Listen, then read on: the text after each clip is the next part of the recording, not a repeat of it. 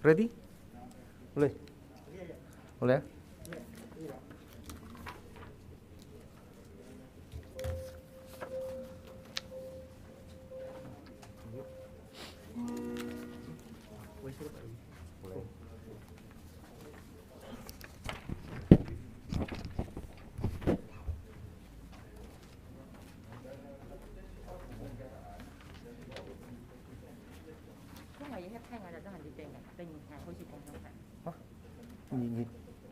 你的记得我公司你再拍下，你講嘢，你公司拍下嚟啦。So, selamat pagi. Boleh. So, saya Ahli Parlimen Kota Kinabalu, Chan Fong Hin. Bersama saya pada pagi ini ialah YB Vivian Wong, Ahli Parlimen Sanagan, dan juga YB Nurita Swah, Ahli Parlimen Tenom. So, kita bersama sini, kita nak buat satu PC untuk menjawab kepada tuduhan kinabatangan Pong Mokhtar kemarin. So, yang kenyataan ini saya masih ada 3 kopi yang lebih. So, kamu boleh ambil kalau siapa yang berminat. So, Ahli Parlimen Kinabatangan merangkap Menteri Kerja Raya Sabah, Datuk Seri Pong Mokhtar Radin, melemparkan tuduhan yang tidak berasas kepada Pakatan Harapan dalam berbahasa ucapan tidak diraja kemarin. Pong menuduh Pakatan Harapan telah memotong bajet pembinaan Lebuh Raya Pen Borneo di Sabah dan menyebabkan pembinaannya lewat. Sebaliknya, Pong kata Lebuh Raya Pen Borneo Sarawak tidak dipotong bajetnya. Ini pembohongan dan fitnah yang terang-terang. Tambahan pula, beliau berkata sesiapa yang minta bukti menyokong tuduhan tersebut ialah orang bodoh. Ini adalah kenyataan yang tidak menepati tata susila parlimen, unparliamentary. Dan kami amat kesal tentang tingkah laku beliau. Lazimnya, hujatan ahli-ahli parlimen perlu disokong dengan fakta dan bukti untuk mencerminkan tahap kewibawaan wakil rakyat. Tanpa bukti dan fakta dan bukti, perbahasan tema rakyat tiada beza dengan cyber trooper yang selalunya melemparkan kenyataan yang bukan-bukan. Bukti yang kami pakai tidak lain tak bukan apa yang dikatakan oleh Pong Mokhtar sendiri di Dewan Undangan Negeri Sabah semasa beliau menjawab soalan Tidun atas jawatan Menteri Pembangunan Infrastruktur Sabah. Untuk makluman, projek pembinaan Lebuh Raya Pen Borneo terbahagi kepada 3 fasa. Fasa pertama merangkumi 706 km dan 35 pakej kerja dengan anggaran nilai 15.2 bilion. Dan fasa 1, Lebuh Raya Pen Borneo Sabah bermula pada 11 April 2016 dengan cara PDP, Project Delivery Partner. Melalui perjanjian PDP, cara pemberian dana projek adalah melalui perbelanjaan, pembangunan tarikh kerajaan dan terbitan sukuk. Pada tahun 2019, Kerajaan Negeri Sabah, yaitu Kerajaan Warisan, telah membuat cadangan kepada Kerajaan Persekutuan Pakatan Harapan bahawa cara PDP dan perjanjiannya akan ditamatkan pada September 2019. Dan ini telah menyebabkan pelaksanaan projek Lebuh Raya Pen Borneo Sabah hanya bergantung kepada perbelanjaan, pembangunan kerajaan dan dilaksanakan oleh JKH Sabah. Berikutan perubahan tersebut, daripada 20 pakej kerja yang belum dianugerahkan, hanya 1 pakej kerja yang boleh diluluskan pada tahun ini. JKH Sabah menjangka cuma 5 ke 6 pakej kerja dapat dilaksanakan di bawah RMK 12. Dan secara keseluruhan, kesemua 35 pakej kerja ini hanya dijangka siap pada tahun 2040. Kesemua ini yang dikatakan oleh Pong Mokhtar di Tun Sabah. Ini bermaksud beliau memang sedar bukan Pakatan Harapan yang memotong bajet pembinaan, malah Kerajaan Sabah pada ketika itu yang meminta projek pembinaan Lebuh Raya Pen Borneo diambil alih oleh JKH Sabah dan menamatkan cara PDP. Ini menunjukkan bahwa Pakatan Harapan menghormati otonomi Sabah. Apa yang diminta oleh Kerajaan Sabah kami sokong. Apa motif beliau untuk menuduh Pakatan Harapan di parlimen? Kami berpendapat, ya mungkin disebabkan kesungguhan beliau untuk lobby cara pembinaan Lebuh Raya Pen Borneo ditukar ke cara PFI, Private Fund Initiative, adalah menjadi pengetahuan umum. Bung adalah penyokong tegar PFI. Merujuk kepada satu laporan media, Menteri Kanan Kerja Raya Persekutuan, Datuk Seri Fadila Yusof kata, sebarang kertas cadangan akan dikaji secara dalam oleh UKAS, Unit Kerjasama Awam Swasta dan Kementerian Keuangan. Sebagai berbandingan dengan pembinaan Lebuh Raya Pen Borneo Sarawak, pada tahun 2019, cuma 12% bahagian Sabah telah siap, malah 38% bahagian Sarawak telah siap. Sehingga Mac tahun ini, hanya 15,4% fasa 1 Sabah siap. Walaupun projek-projek dianugerah 5 tahun yang lalu. Ini jelas bukan disebabkan oleh Pakatan Harapan. Sedangkan semua projek ini bermula sejak zaman Barisan Nasional. Ini juga jelas bukan disebabkan pemotongan bajet yang diduduk oleh Bung. Selaku Menteri Pembangunan Infrastruktur Sabah, Bung Mokhtar harus mencari punca sebenar kenapa pembinaan Lebuh Raya Pen Borneo di Sabah sangat lewat berbanding dengan Sarawak. Menabur fitnah dan menuding jari separangan dengan motif cari kambing hitam bukan cara penyelesaiannya. Tanpa Pakatan Harapan hanya memasukkan satu projek saja. Satu projek pembangunan yang bermula sejak zaman Barisan Nasional di Sabah, yaitu Trans Sabah Gas Pipeline, TSGP. Ini kerana 88% daripada jumlah kos sebanyak 4,06 bilion telah dibayar untuk projek tersebut, tapi tak ada saluran pipe yang telah siap dan hanya 11% pembukaan tanah selesai. Dan pada ketika itu, Kerajaan Pakatan Harapan adalah gigih menuntut pengembalian pampasan berbilion-bilion yang sudah dibayar kepada kontraktor China.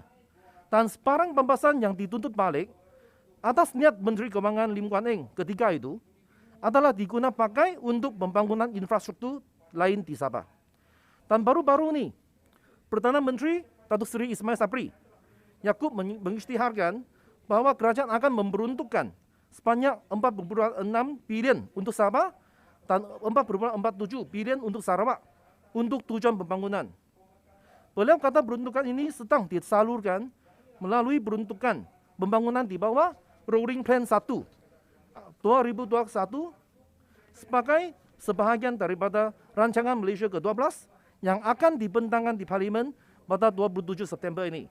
Dan peruntukan ini jauh lebih kurang berbanding dengan peruntukan yang kepada Sabah yang semasa Lim Guan Eng sebagai Menteri Keuangan. Dan pada tahun 2000 sebagai bukti, Sabah telah diperuntukkan rekod sejarah 5,2 bilion untuk pembangunan, di mana dia tertinggi di antara semua negeri. Dan apa yang Ismail Sabri berikan kepada Sabah pada tahun 2021 kurang 600 juta dari bajet 2020. Kami mencabar Bung Mokhtar untuk mengulangi kenyataan beliau di luar Dewan Rakyat. Jangan main bayang politik di Dewan yang mulia ini. Kalau betul-betul Bung Mokhtar berani mempertahankan Sabah, bukan sahaja beliau harus minta tanah pembangunan yang lebih dari PM, sekurang-kurangnya standing dengan apa yang diperuntukkan semasa Pakatan Harapan. Malah beliau harus mengkritik Perdana Menteri kerana pemotongan tanah pembangunan untuk Sabah. Yang ini yang tadi saya selepas ini saya serahkan. Terima kasih. Saya juga ada prepare printed statement.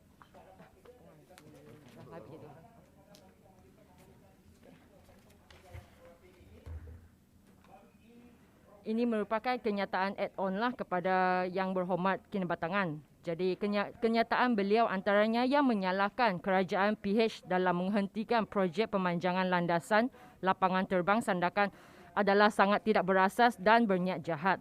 Oleh itu, penting bagi kita untuk menegur YB Kinabatangan dengan fakta dan mengingatkan beliau siapa yang sebenarnya gagal membantu rakyat Sandakan terutamanya. Pada 7 Mei 2017, projek pemanjangan landasan lapangan terbang Sandakan telah dilancarkan dengan gahnya dan dihadiri ramai penyokong oleh Perdana Menteri ketika itu, Datuk Seri Muhammad Najib Tun Razak, yang menjanjikan untuk menyampaikan projek ini dengan sebaiknya demi untuk meningkatkan ekonomi tempatan.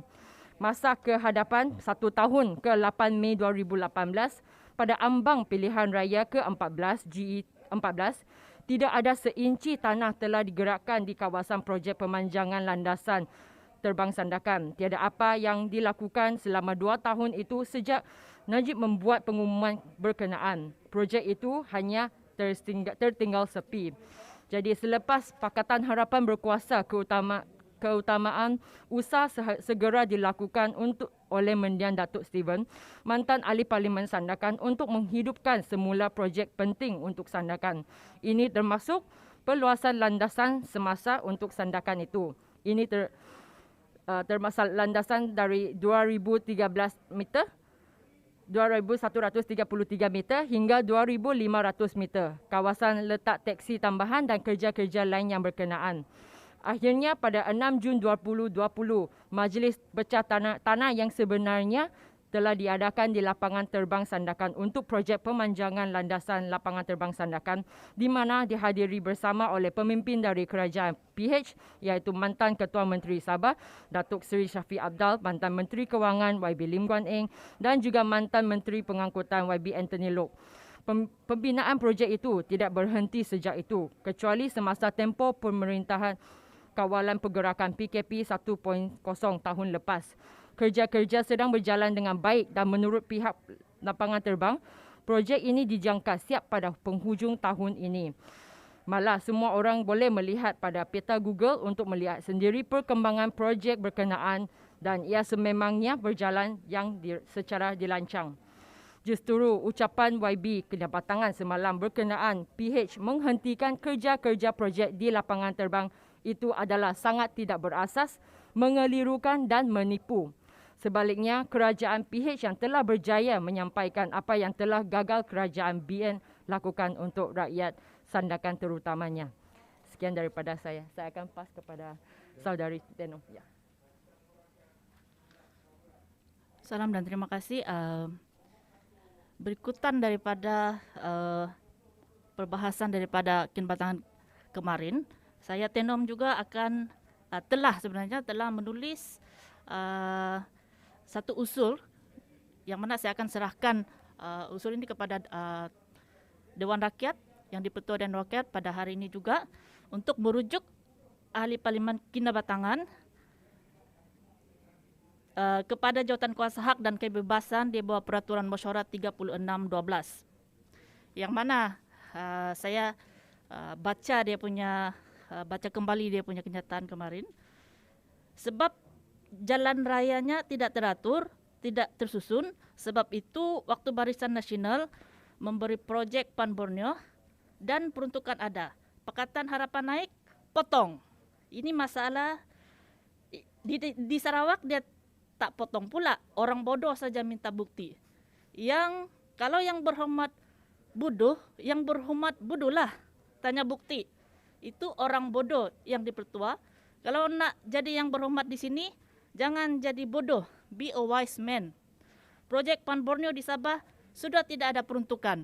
Jadi sebenarnya kenyataan ahli Parlimen Kedapatangan ini sangat mengelirukan Dewan Rakyat.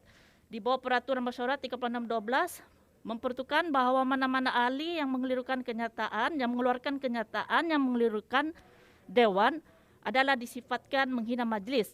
Dan ahli itu boleh dirujuk kepada jawatan kuasa hak dan kebebasan bagi kesalahan itu.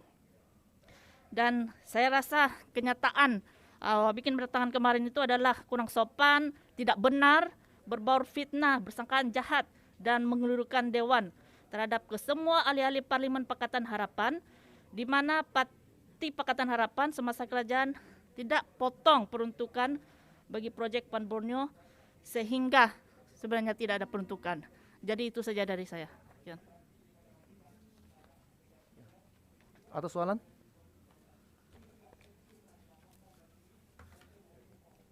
Kalau tidak ada, oke, sekian. Thank you.